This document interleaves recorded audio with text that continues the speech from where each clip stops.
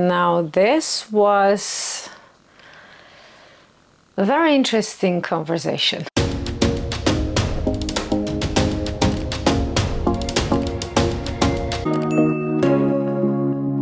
Hi guys, and welcome to another video. If you are new to this channel, welcome. If you have been here before, of course, welcome back. This channel is fashion oriented, which means I make a lot of different videos, but all are fashion related. I'm of course showing you what I bought and how I style it. Then we will discuss fashion news, and of course I will take you along with me when I travel for work or for, just fun. I am a TV presenter and journalist, so whenever I travel is usually for my TV show, which is called The Morning Show on national television here in Slovenia. I appreciate you watching this video, and I would appreciate it even more if you click that like button and of course comment below. And if you can, please do subscribe, because all of this helps us little YouTubers to grow and continue to create all the topics you enjoy watching later on in the future.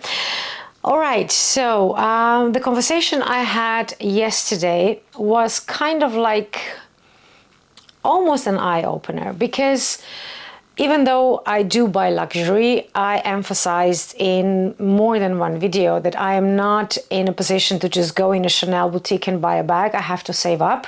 And I have like a system. Some of the most expensive bags I bought pre-loved. Others I was saving for a while and then went out and got them. So I appreciate every single piece, and every single luxury item that I have was intentional purchase. It was never spontaneous or impulsive, because, these are the prices that I cannot afford to be impulsive with. So I had a discussion yesterday with one of my friends who is also an artist, and she actually made a really good point from her perspective, her being in a position that she can actually just walk in any luxury boutique and just, buy whatever she likes. She said to me that this news has not really changed anything for her, because you are paying like a lot of markup for the prestige. You are proving that you do not care how much you overpay for something, because just by buying it, you kind of prove that you belong to a certain class of people. Which, in a way, I get it. In a way, I can see how somebody, but I have to emphasize, she's not just throwing her money away. She's not the type that she will go, oh, I don't care how much that cost. But with certain luxury brands, for her, it would always just, it's a bag to her. It's not a Dior bag, but it doesn't change the fact that it is a Dior bag. And she is very well aware that a Dior bag in certain circles has a certain status. And she also quoted one of the international artists who said that unless it's like 700 times markup, I am not interested in that art.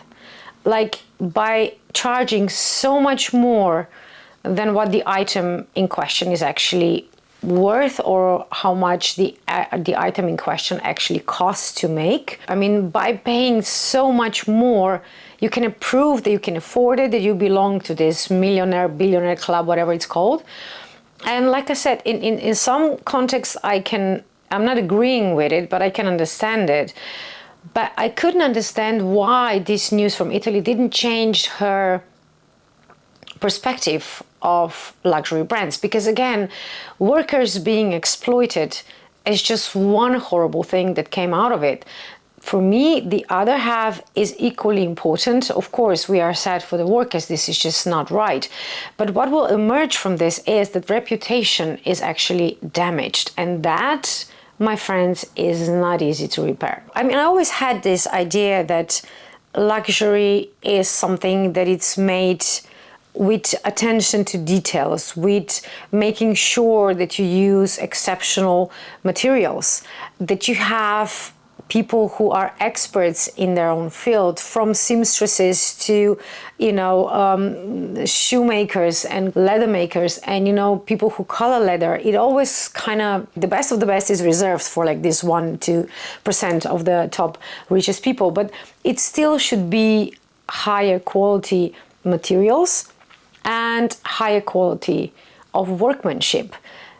Now, from this information in Italy, I don't see high quality anything. No materials, no workmanship, no environmental causes, no sustainability, nothing. It's basically no different between high fashion, or at least luxury fashion, and fast fashion. And to me, that was a deal breaker, because I don't really mind knowing that they were able to charge as little as 53 euros per bag, and then selling them for 2,600 or something like that euros.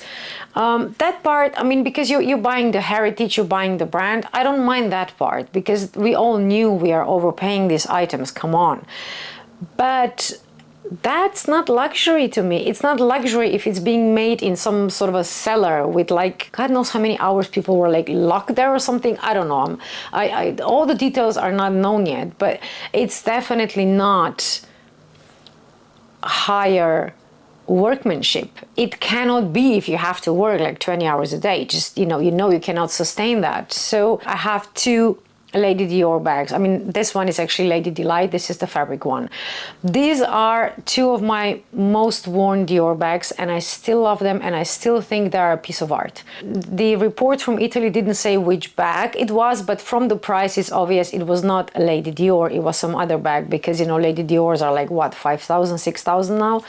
But it doesn't change the fact that even though Dior was not directly responsible for what these apparently Chinese people did in Italy, they're guilty of not making sure to check their subcontractors, to check what's actually happening, in facility that are making things for them. So that's Dior's fault, but they did not obviously do it on purpose. But there's so many more articles on this topic, and I actually found a few on Forbes, which I think are very interesting. I'm going to link both of the articles below so you can read the full article for yourself. But it actually says what I have been saying since this news came out, that the main victim of this whole thing will be firstly reputation of luxury brands, and then the second victims will be the brands who are actually not using these practices, but they will have to prove that they are not. We are thinking, okay, which brands are doing this as well? So you're trying to kind of figure it out if there are luxury brands who are still, as we imagine them, luxury. And until we know, we kind of associate everybody under this cloud. So this will actually reflect on all of the luxury brands, and their reputation in general was already falling before this news came out. Now it's just falling quicker. So I wrote down a few things from that article. I'm gonna read it to you. So they actually put it in the article as well, that this ruling in Italy kind of questioned luxury brands in general, especially their much touted environmental, social, and governance policies. I found this quote from Fabio Roya, who is the president of Milan's court system. And he said, business owners, unfortunately, don't normally question why certain goods or services cost so little. They simply seize the chance to maximize profit. You would think ultra low prices would ring alarm bells. If you think when you are shopping, and let's see you go on a pre-loved site and you would see a Chanel double flap bag for, let's say, 800 euros.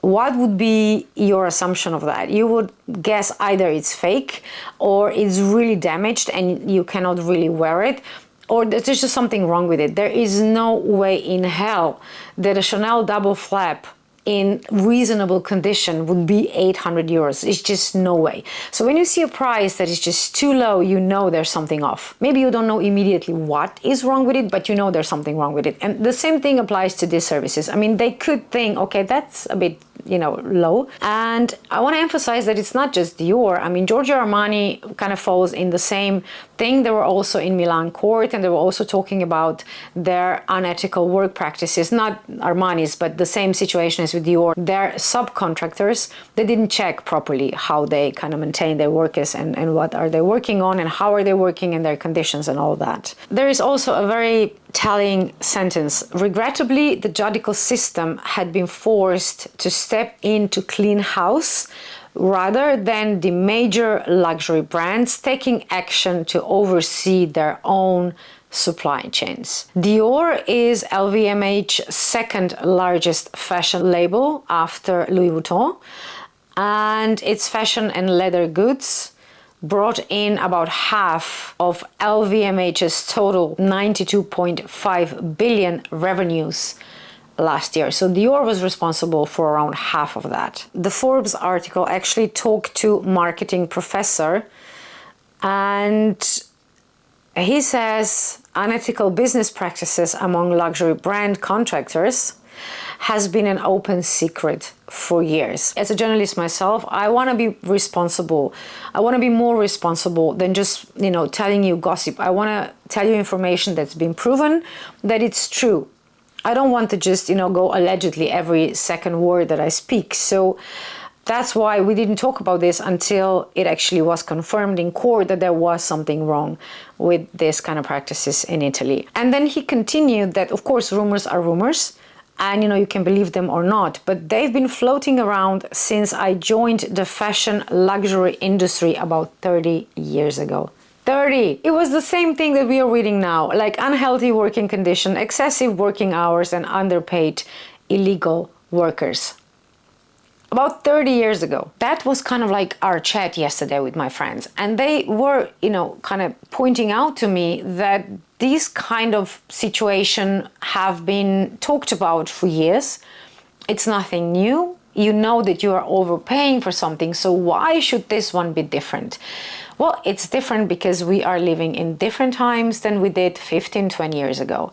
Nowadays, if you hear that a certain company is not treating their workers right, if they are too greedy, if they exploit something, you think twice before buying from them. The world has changed. The consumer has changed, especially in the luxury market.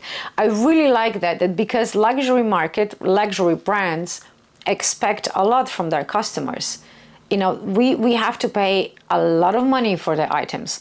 In return, we, or I should say they, because they don't really buy that much luxury anymore, but they expect even more from luxury brands, right? I mean, if you are paying thousands and thousands for a bag, you will have certain expectations. And I really do believe that this will influence the luxury market overall, because like I said before, we're going to keep questioning who are others who are using the same thing, who don't care for their workers and their name and reputation, and they're just trying to make as much profit as they can. And on top of all the price increases that happened in luxury brands stores in the last 2-3 years, and all the quality issues that we've been hearing about, it's just, I still appreciate the art of certain items. I still appreciate the heritage of all these old brands, but I don't think that